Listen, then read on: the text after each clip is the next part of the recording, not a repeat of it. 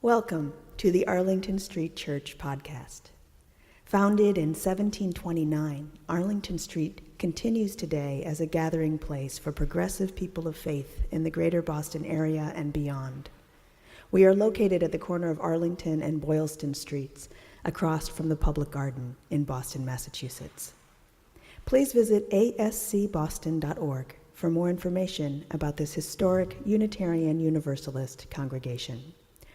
Arlington Street Church, gathered in love and service for justice and peace. Working in his father's pencil factory in the Esterbrook woods of Concord, Henry David Thoreau assumed his late-night coughing fits were the result of days spent inhaling the dust of pencil shavings. But it was tuberculosis, the leading cause of death in the United States in the 20th century. In May of 1862, Thoreau died at the age of 44. He must have known something more than graphite dust was getting to him when his insomnia drove him from the pencil factory to serve as a tutor, and his exhaustion persisted, increasing to the point that he found it difficult to read or write. "I am a diseased bundle of nerves," Thoreau wrote in his journal, "standing between time and eternity like a withered leaf."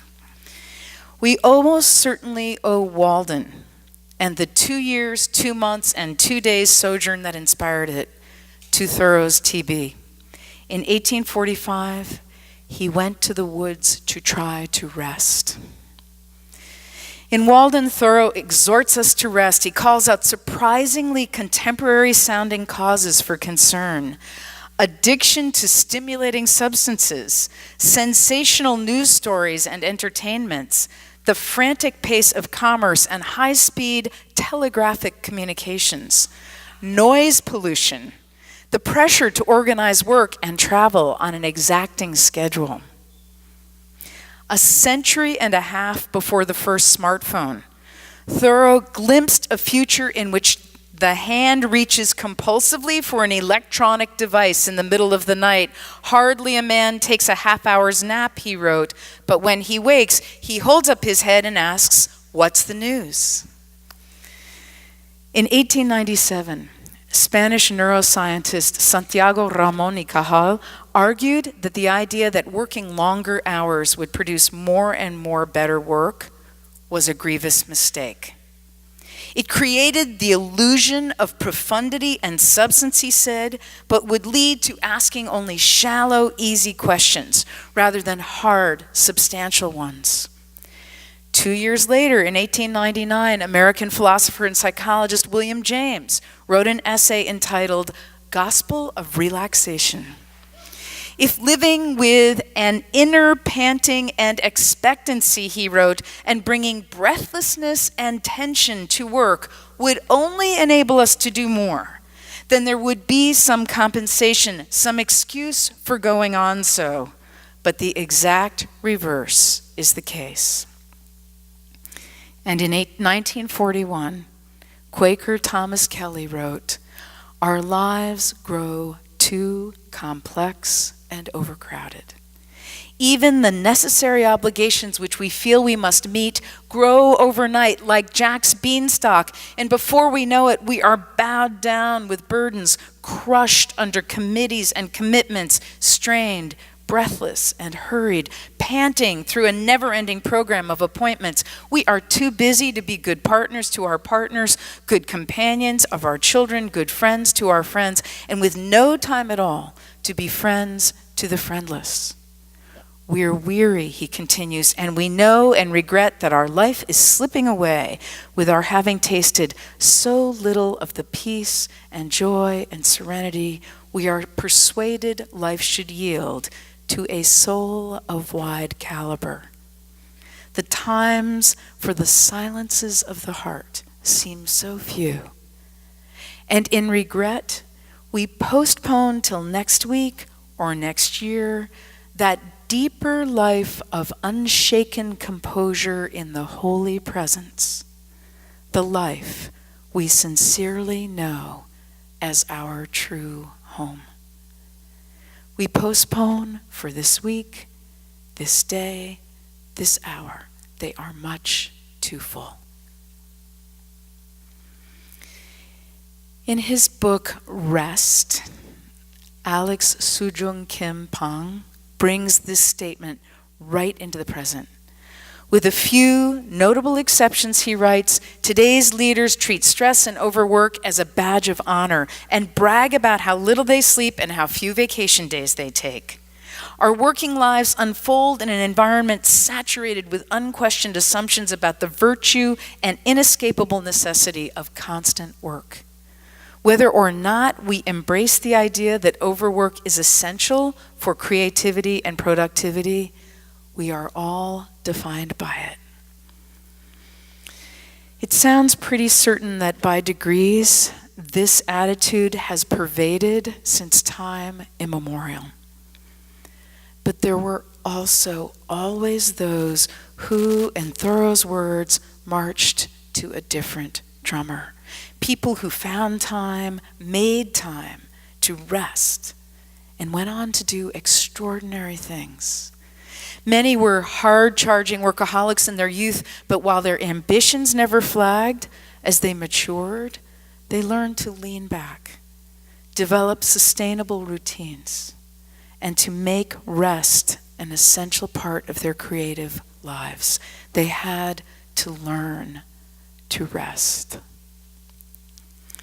Rest is a skill, Alex Pang continues. Everyone basically knows how to do it, but with a little understanding, we can enjoy rest more profoundly and be more refreshed and restored. Deliberate rest helps us recover from the stresses and exhaustion of the day, allows new experiences and lessons to settle in our memory, and gives our subconscious mind space to keep working. It's often in these periods of deliberate rest and apparent leisure, when we're not obviously working or trying to work, that we have some of our best ideas. Reading before sleep primes our brain for creative thinking, and our capacity to memorize is at its best just before rest. And do you know the trick about asking yourself a question before you sleep? When you're lying down to rest or getting ready to sleep, ask yourself a question you've been wrestling with. You can ask it out loud, or you can just think it. And then immediately do something to help you forget about the question. Maybe focus on your breathing or read a little bit more. The research on this is really interesting. The answer will come, and I would love to hear when this works for you. English novelist Anthony Trollope worked full-time as a post office surveyor, while over 40 years he published 47 novels, 16 volumes of nonfiction, and uncounted articles for periodicals. This astonishing output, more than one book per year, has been directly attributed to the fact that he went out hunting twice a week, regularly entertained friends, lived much in society in London, and always spent at least 6 weeks a year out of England. And then there's Charles Darwin, who worked for just 3 90-minute periods each day, that's 4.5 hours each day, spending the rest of his time on leisurely walks, writing letters, and enjoying his family. Yes, this is the same Charles Darwin who wrote On the Origin of Species. Darwin's schedule was included in an analysis of the schedules of some of history's most prolific and accomplished scientists, mathematicians, and writers, which concluded that the optimum amount of time to work each day is indeed just 4 or 5 hours, or no more than 20 to 25 hours a week. Gertrude Stein said, "It takes a lot of time to be a genius. You have to sit around so much, doing nothing, really doing nothing." Obviously, rest is countercultural. It's not something that the world gives us. It's never been a gift. It's never been something you should do when you've finished everything else. If you want rest, you have to take it. You have to resist the the lure of busyness, make time for rest, take it seriously, and protect it from a world that is intent on stealing it. As we lean in to these long days of summer, I'm going to call you to join me in reflecting on what it would take to craft for ourselves lives that feel more spacious and more sane.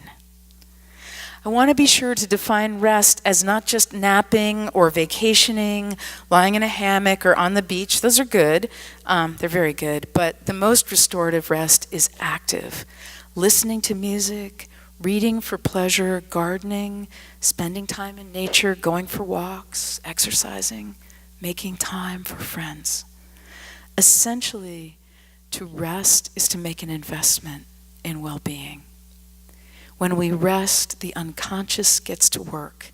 And by its very nature, rest will restore our energy and our curiosity and bring us gifts of insight, inspiration, and innovation.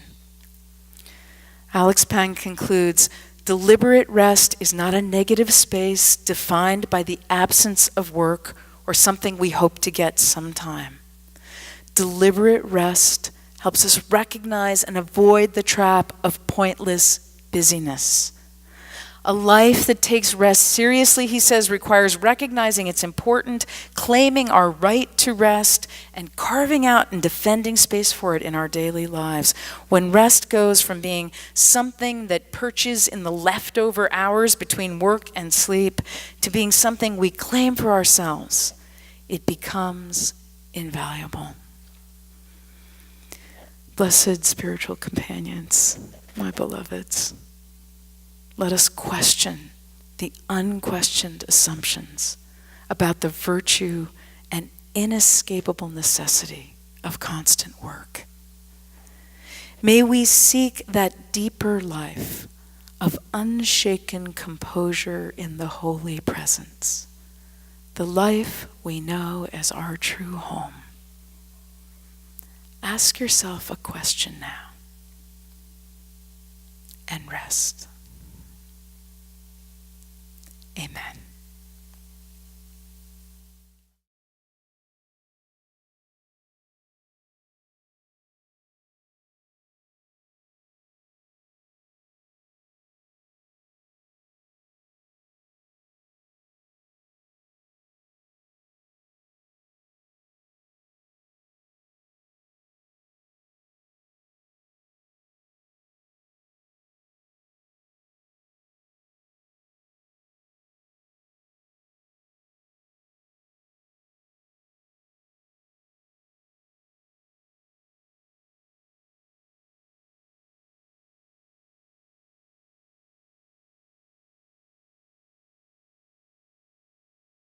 Thank you for listening to this week's podcast.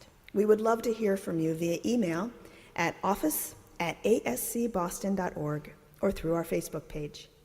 If you would like to support the good work of Arlington Street Church, please consider a contribution by check in the mail or through our website, ascboston.org.